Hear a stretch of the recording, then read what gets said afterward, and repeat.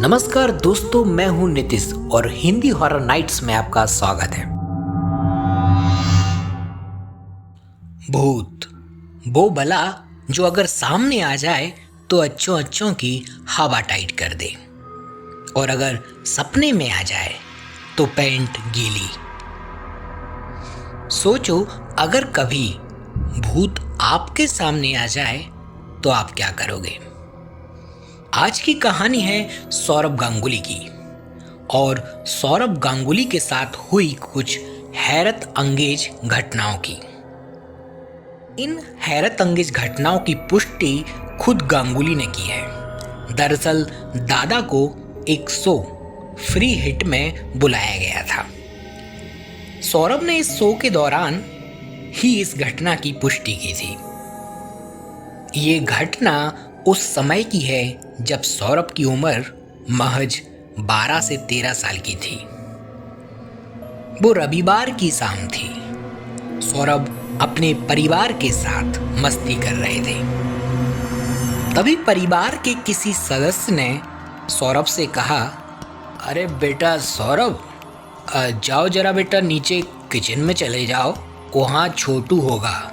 छोटू से बोलना कि चाय बना दे। नन्हे नन्हे कदमों से जब 12 साल का सौरभ किचन में गया तो उसने देखा कि छोटू किचन में नहीं था। जब सौरभ ने ये बात अपने घर वालों को बताई तो उन्होंने सौरभ को छत पर छोटू को देखने भेज दिया। गांगुली छोटू को देखने के लिए जैसे ही छत पर पहुंचे तो उन्होंने देखा कि छोटू छत पर भी नहीं था। सौरभ को पता था कि छोटू पास में बनी झोपड़ियों में रहता है, इसलिए नन्हा सौरभ छत से उतरकर झोपड़ी की तरफ चल पड़ा। झोपड़ी की तरफ जाते समय सौरभ की नजर छत की बाउंड्री बॉल पर पड़ी तो सौरभ ने देखा कि छोटू बाउंड्री बॉल पर कुछ ऐसे दौड़ रहा था जैसे कोई सड़क पर दौड़ रहा हो। सौरभ का मकान 6 मंजिला था और 6वीं मंजिल पर ऐसे स्टंट या तो कोई पागल व्यक्ति कर सकता है या फिर कोई भूत प्रेत। बाउंड्री बॉल पर छोटू को ऐसी हरकतें करता देख सौरभ अपने परिवार की तरफ चिल्लाकर भागे। कमरे में आते ही सौरभ ने कहा, वो छोटू पागल सा हो गया है, वो छत की बाउंड्री पर दौड़ रहा है। सौरभ की यह बात सुनकर सारा परिवार छत की ओर भागा, और जैसे ही सारा परिवार छत पर पहुंचा उन्होंने देखा छत की बाउंड्री वॉल पर कोई भी नहीं था। इस घटना को 15 मिनट ही हुए थे, तभी सौरभ के परिवार को पता चला कि छोटू उनके मकान के पास लगे इमली के पेड़ पर उल्टा लटका है। यह सुनकर सौरभ का परिवार उस इमली के पेड़ के पास जा पहुंचा। सौरभ के अंकल ने छोटू से पेड़ से उतरने के लिए कहा, पर जब छोटू नहीं माना तो उन्होंने फायर ब्रिगेड डिपार्टमेंट की मदद ली और किसी तरह छोटू को पेड़ से उतरवाया। इस घटना के बाद सौरभ के परिवार वालों ने छोटू को काम से निकाल दिया। अगले दिन जब सौरभ की नींद खुली तो सौरभ ने देखा कि छोटू गेट पर खड़ा था। छोटू को गेट पर खड़ा देखकर सौरभ अपने अंकल के साथ गेट पर जा पहुंचे। उन्होंने देखा कि छोटू अपने किए पर शर्मिंदा था। छोटू ने अपनी गलती मानते मानते जो बताया वो कुछ हैरत अंगेज था। दरअसल छोटू ने सौरभ के परिवार वालों को बताया कि उसने कल जो भी हरकतें की उन हरकतों के पीछे उसकी माँ जिम्मेदार थी, और वो हरकतें उसकी माँ ने ही छोटू से करवाई थी। यह सुनकर सौरभ के अंकल गुस्से से तिलमिला उठे।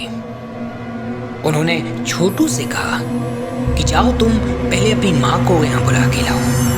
दरअसल छोटू ने बताया कि उसकी माँ एक रोड एक्सीडेंट में आज से 3 साल पहले ही मर चुकी हैं और उस हादसे के बाद कभी कभी वो उसकी बॉडी में आ जाती हैं। तो दोस्तों, ये कहानी थी सौरभ गांगुली की। इस घटना की पुष्टि खुद गांगुली ने की है। अगर आपको हमारी ये भूतिया कहानी पसंद आई हो तो हमारे चैनल को जरूर सब्सक्राइब करें। दरअसल ये बात सन 2002 की है, जब दादा भारतीय क्रिकेट टीम के कप्तान हुआ करते थे। किसी मैच के दौरान सौरभ लंदन के एक मशहूर लुमली होटल में ठहरे हुए थे। शायद आपने इस होटल का नाम पहले भी सुना होगा। अगर नहीं सुना तो मैं आपको बता देता हूं। दरअसल लंदन का लुमली होटल दुनिया के मोस्ट हॉन्टेड प्लेस में से एक है। कहते हैं कि इस होटल में लेडी लुमली की आत्मा आज भी भटकती है। तो उस दिन सौरभ रात में अपने कमरे में आराम कर रहे थे। दिन भर की थकान के बाद सौरभ अपनी नींद में किसी भी प्रकार का दखल नहीं चाहते थे, इसलिए उन्होंने नाइट बल्ब को भी बंद कर दिया था। रात के तकरीबन 2:30 बज रहे थे। सौरभ गहरी नींद में थे कि तभी अचानक सौरभ ने उठकर देखा तो ये आवाज वॉशरूम से आ रही थी। सौरभ को लगा कि जल्दबाजी में शायद उन्होंने नल का टैप खुला छोड़ दिया होगा, इसलिए वो नल का टैप बंद करने के लिए वॉशरूम की तरफ धीरे धीरे बढ़े। सौरभ ने वॉशरूम का दरवाजा खोला तो देखा कि उनका अंदाजा एकदम सही था। वॉश बेसिन के ठीक ऊपर लगा नल से पानी बह रहा था। सौरभ उसे बंद कर फिर एक बार गहरी नींद में सो गए। तकरीबन 1 घंटे बाद सौरभ ने उठकर देखा तो ये आवाज फिर वॉशरूम से आ रही थी। सौरभ उठे और अपनी आंखों को मलते हुए वॉशरूम की तरफ चलने लगे। जैसे जैसे सौरभ वॉशरूम की तरफ बढ़ते जा रहे थे, उन्हें ये आवाज और तेज सुनाई दे रही थी। सौरभ ने वॉशरूम का दरवाजा खोला तो इस बार अंदर का नजारा दिल दहलाने वाला था। दरअसल इस बार वॉशरूम में लगे सारे नलों से पानी तेज गति से बह रहा था। सौरभ को अपनी आंखों पर यकीन नहीं हो रहा था और उन्हें बिल्कुल समझ नहीं आ रहा था कि आखिर उनके साथ ये क्या हो रहा है। लेकिन एक बात थी जो सौरभ को अब तक समझ आ चुकी थी कि उस कमरे में कोई और भी है। अब सौरभ एक पल भी वहां नहीं रुकना चाहते थे, इसलिए वो चिल्लाते हुए अपने कमरे से बाहर आ गए।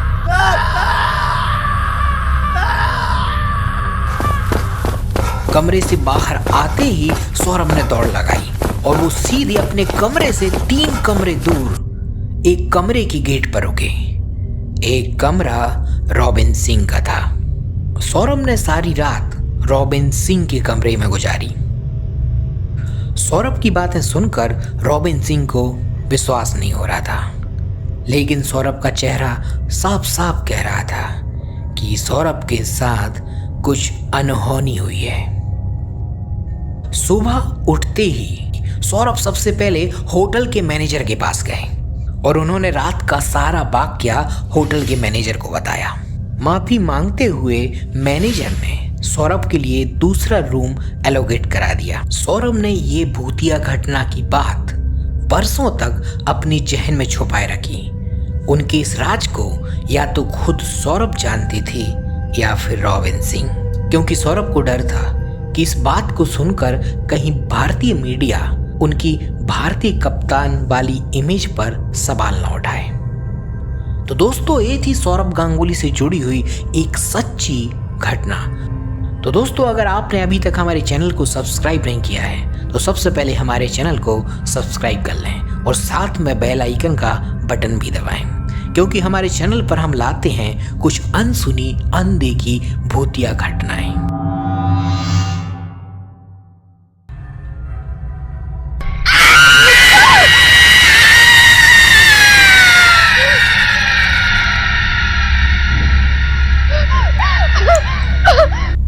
एक चीख तो आपको याद होगी, और अगर आपका जवाब ना है तो शायद आपने राज मूवी देखी ही नहीं। सन 2002 में आई बिपाशा बसु की फिल्म राज बॉलीवुड में हॉरर फिल्म की एक नई परिभाषा लाई थी, क्योंकि इससे पहले आई बॉलीवुड की और भी बहुत सारी मूवी डराती कम थी, बल्कि वो फनी ज्यादा लगती थी।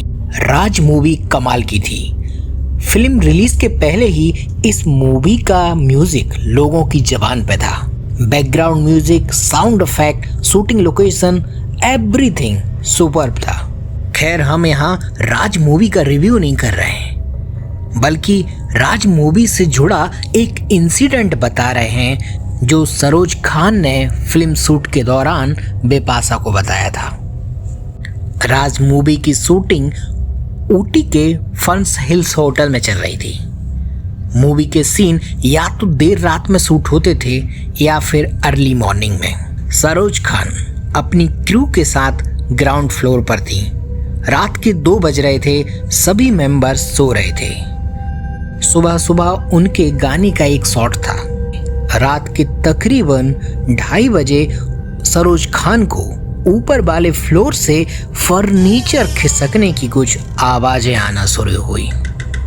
सरोज खान को ऐसा महसूस हो रहा था जैसे फर्नीचर को एक जगह से दूसरी जगह खिसकाया जा रहा हो। जब 5 मिनट हो जाने के बाद भी ये आवाजें रुकी नहीं, तो सरोज खान ने रिसेप्शनिस्ट को फोन लगाने के लिए साइड टेबल से फोन उठाया, और जैसे ही फोन को उठाया तो उन्हें पता चला कि फोन तो डेड है।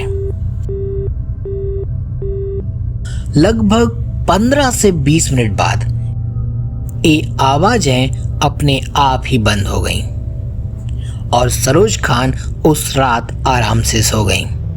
लेकिन सुबह सुबह शूट पर जाने के पहले सरोज खान ने इसकी शिकायत रिसेप्शनिस्ट से की। सरोज खान ने रिसेप्शनिस्ट से कहा, आप लोग फर्स्ट फ्लोर पर क्या देर रात तक फर्नीचर खिसकाते रहते हैं? आज सुबह सुबह मेरा एक सूट है, कल रात में ठीक से सो भी नहीं पाई। इतनी तेज तेज फर्नीचर खिसकाने की आवाजें आ रही थी। इस पर रिसेप्शनिस्ट बोला, मैम, फर्नीचर की आवाज कहां से? कहां से मतलब क्या? फर्स्ट फ्लोर से। ऐसा कहकर सरोज खान चुप हो गई। तब रिसेप्शनिस्ट बोला, मैडम, इस होटल में तो फर्स्ट फ्लोर है ही नहीं। सरोज खान को रिसेप्शनिस्ट की कही बातों पर विश्वास नहीं हो रहा था और वो फर्स्ट फ्लोर पर जाने के लिए इधर उधर सीढ़ियां खोजने लगी। पर जब सरोज खान को सीढ़ियां नहीं मिली तो होटल के बाहर निकल के उन्होंने होटल को सामने से देखा। तब उन्हें पता चला कि सच में होटल में कोई फर्स्ट फ्लोर नहीं था।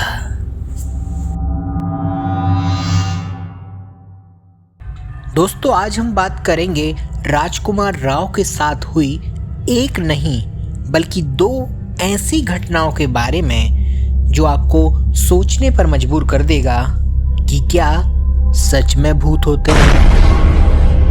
सन 2018 में आई स्त्री मूवी के बारे में तो आपने सुना ही होगा। आज डायरेक्टर अमर कौशिक भोपाल के एक हॉन्टेड फोर्ट में शूट करने वाले थे। शूट का सीन रात के 1 बजे का था। जब भोपाल के स्थानीय लोगों को इस बात की भनक लगी तो वो लोग डायरेक्टर अमर कौशिक के पास जा पहुंचे और बोले, महोदय, रात के समय इस किले में शूट करना उचित नहीं है। यह किला भोपाल का मोस्ट हॉन्टेड किला है। इतिहास गवाह है, यहाँ पर कुछ ऐसी घटनाएं हुई हैं जिनका अस्तित्व आज तक है। इस पर अमर बोले, चाचा, यही तो इस फिल्म की डिमांड है और यही हम लोग चाहते हैं। हम बॉलीवुड वाले करोड़ों रुपए खर्च करते हैं फिल्म के सेट को हॉरर बनाने के लिए। और ये सब अगर हमें बिना पैसों के मिल रहा है तो इसमें बुराई क्या है? इस पर वो चाचा एक बार फिर बोले, आप लोग बड़े लोग हैं, मैं तो यहाँ का स्थानीय निवासी हूँ और बुजुर्ग भी। इस नाते आप लोगों को समझाने आया था। आगे आपकी मर्जी। आपको अगर यहाँ रात में शूट करना है तो खूब करिए, पर ध्यान रहे यहाँ कोई भी व्यक्ति रात में इत्र नहीं लगाएगा और फिल्म यूनिट की कोई भी औरत अपने बालों को नहीं खोलेगी। इतना बोलकर चाचा चले गए। यह सब बातें राजकुमार राव भी सुन रहे थे। इसलिए राजकुमार राव डायरेक्टर अमर कौशिक के पास आकर बोले, अरे अमर भाई, अगर चाचा बोल रहे हैं तो यार आप मान जाओ ना, हो जाएगा तो दिन में ही कर लेते ना। अमर इस फिल्म को पूरी रियलिटी के साथ शूट करना चाहते थे, इसलिए उन्होंने राजकुमार की बातों को सुनकर भी अनसुना कर दिया। रात के 1 बज चुके थे। फिल्म की सारी यूनिट अपने अपने कामों में व्यस्त थी। लाइटमैन क्रेन पर जमीन से 20 से 25 फीट ऊपर, डायरेक्टर कैमरे के पीछे और एक्टर्स कैमरे के सामने थे। तभी थोड़ी देर बाद जैसे ही अमर कौशिक ने बोला, लाइट, कैमरा, एक्शन, तभी अचानक से पीछे से एक आवाज आई। जब राजकुमार राव ने मुड़कर देखा तो पता चला कि लाइटमैन क्रेन से जो जमीन से 20 से 25 फीट ऊपर थी, अचानक से नीचे गिर गया। अगले 3 दिन लाइटमैन भोपाल के एक हॉस्पिटल में भर्ती था और फिर उसे मुंबई वापस लाया गया। यह थी राजकुमार राव की आंखों देखी पहली घटना। अब बात करते हैं राजकुमार राव के साथ हुई दूसरी घटना के बारे में। फिल्म का सेकंड शेड्यूल मध्य प्रदेश के चंदेरी कस्बे में था। रात का सीन था। तकरीबन 1 बजे शूटिंग स्टार्ट होनी थी, लेकिन कुछ टेक्निकल कारणों के कारण शूटिंग स्टार्ट ही नहीं हो पाई। दरअसल इस पूरी फिल्म को शूट करने के लिए बेस्ट फोकस पुलर मंगाया गया था, लेकिन उस रात वो फोकस पुलर फोकस ही नहीं कर पा रहा था। देखते देखते रात के 3 बज गए। तभी राजकुमार राव की नजर चंदेरी की किले की दीवार पर बनी एक खिड़की पर गई। उन्होंने वहां पर कुछ अजीब सी काली सी परछाई देखी। राजकुमार राव ने जब यह बात श्रद्धा कपूर को बताई और जैसे ही श्रद्धा ने अपनी नजरें उस खिड़की पर घुमाई तो वो परछाई दीवार की आड़ में छुप सी गई। श्रद्धा को लगा कि राजकुमार उन्हें डराने की कोशिश कर रहे हैं, इसलिए उन्होंने राजकुमार से मजाक ही मजाक में कहा, मैं स्त्री हूं, मैं डरती नहीं। इतना बोल के श्रद्धा अपने मोबाइल में व्यस्त हो गई। राजकुमार राव को थोड़ा बोरियत हो रही थी, इसलिए अपना कुछ सामान लेने के लिए वो वैनिटी वैन की तरफ जाने लगे। जैसे ही वो वैनिटी वैन की तरफ जाने के लिए उठे, उन्हें फिर उस खिड़की में कुछ अजीब सा दिखा। राजकुमार राव उस अजीब सी आकृति का चेहरा देखना चाह रहे थे, पर 1000 कोशिश कर लेने के बाद भी राजकुमार राव उसका चेहरा देखने में नाकाम थे। राजकुमार को पता था कि उनकी बातों पर कोई विश्वास नहीं करेगा, इसलिए उन्होंने उस अजीब सी परछाई की फोटो अपने मोबाइल से निकाल ली और अपने ट्विटर अकाउंट पर पोस्ट कर दी।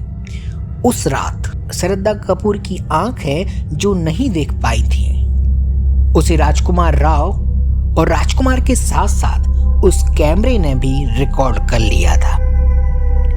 तो दोस्तों, ये थी राजकुमार राव के साथ हुई कुछ घटनाओं की कहानियां। अगर अभी तक आपने हमारे चैनल को सब्सक्राइब नहीं किया है तो सबसे पहले इस चैनल को सब्सक्राइब कर लें, क्योंकि ये चैनल लाता है कुछ अनसुनी, अनदेखी, खौफनाक कहानियां।